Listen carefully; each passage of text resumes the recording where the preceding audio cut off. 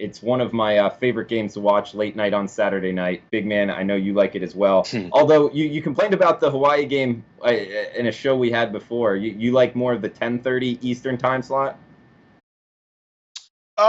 Yeah, I mean, I don't have a problem with the fact that it's on at midnight. I mean, I usually stay up pretty late anyway, but I just we never get to really watch it because no one will have it on because for some reason, I mean, ESPN feels like we need to watch Sports Center for a solid 14 hours every night. God forbid if they can't say the same things over and over. It's just there's a lack of viewing options for Hawaii games. But yeah, I do like the 10:30 game. It's over by 2. You can kind of end it at that point. But Drew, this game is fascinating. I love these two offenses. I love these two quarterbacks. Cole McDonald has been terrific all season. This Hawaii passing offense has been a freight train all year. 15th overall, throwing for over 313 yards a game. But don't sleep on Nevada. Ty Ganji is a good quarterback as well. He's made some great throws. I've actually watched these teams both quite a bit, and passing offense is what they do best. There's just not really a big focus on the run game between these two. They generally kind of just abandon it and throw the football downfield. We've also seen in the last couple weeks that both these defenses can't stop anyone either. I worry about Hawaii's defense really against anybody. I definitely worry about it against a team like Nevada. Nevada went into Toledo. They gave up 66 points to that group. I just think these teams just kind of go back and forth, duel a little bit. And for the stat people out there, I mentioned the fact that Hawaii doesn't run the ball. They're 104th in the country in rushing offense, just only 100 over 135 a game. As far as Nevada, they're not much better. They're 90th. So both these teams have kind of abandoned the run. You have two good quarterbacks here. I expect a little duel back and forth. I think we see a game that gets into the 70s. And looking at the odds right now, we got a 67 as the total, so big man liking the over. Hawaii -3 at home. Asher, how do you look to bet this one? Yeah, guys, I'm going to get right to it with Hawaii. I think they're a little bit of fool's gold for a couple reasons. First off, 4-0 at home this year, but they've only outscored their opponents 164 to 104. Not very impressive because we always talk about that travel fatigue for other teams. How about this one? Nevada, after this week, will be the only team in the country to have played in all 5 time zones in our United States of America, including out there in the West Pacific. So how about that for a random stat of the day?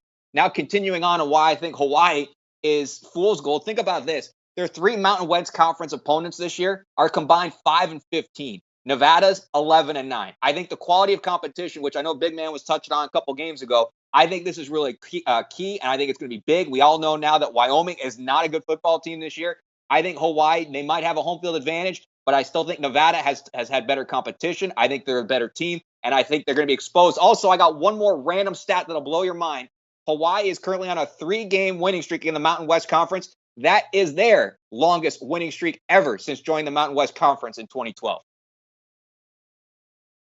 The year they went undefeated, they were in the WAC, right? So that makes sense. Okay, great. This is their longest conference winning streak since joining Mountain West Conference, 3.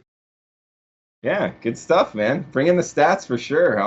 I will say this about the two quarterbacks: they are good. However, Ganji and Cole McDonald are a little banged up, so watch out for that. I know Ganji in his last game was limping around a little bit. Yeah, that's actually, it's funny that you mentioned that. For whatever reason, Drew, I've been involved with these teams a lot. I had Air Force Nevada over a couple weeks ago, and Ganji made it through that game, but he's a little hobbled. That's definitely something to keep in mind. I don't buy into the Cole McDonald injury. I don't ever think there was an injury. He was randomly held out for some odd reason. I think a lot of it had to do with the fact of the number. I will tell you, I firmly believe something went on in that game that we don't know about. It was a weird, if he followed the line movement, it made no sense. There was absolutely no mention of it all week. Cole McDonald was, and then for some reason, and this was a foreshadowing, if you look at Hawaii's Twitter account, they actually put out like a little circular thing that they gave to fans.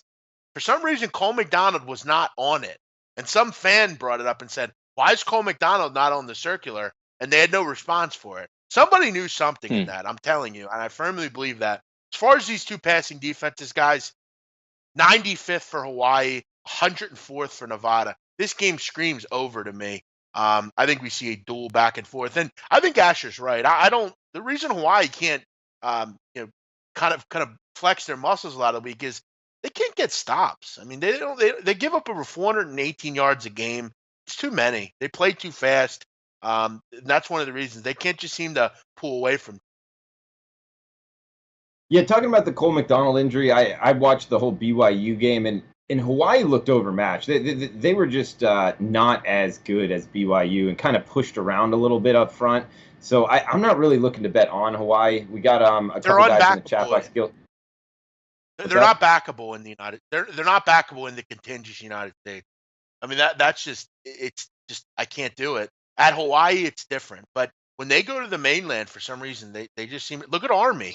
Look at that game. Look at BYU. Plus, those teams are better defensively than most competition they face. Hey guys, thanks for tuning in to our channel. Now, we've put a lot of work into producing all these free videos, so please help us out and keep all our content free for you forever by simply liking, sharing, commenting, and subscribing. Now, not to mention, a visit to our industry-leading website will warm the hearts of all our SBR employees, especially myself. Now, the links are over there to the left, so do check those out. Thanks for watching.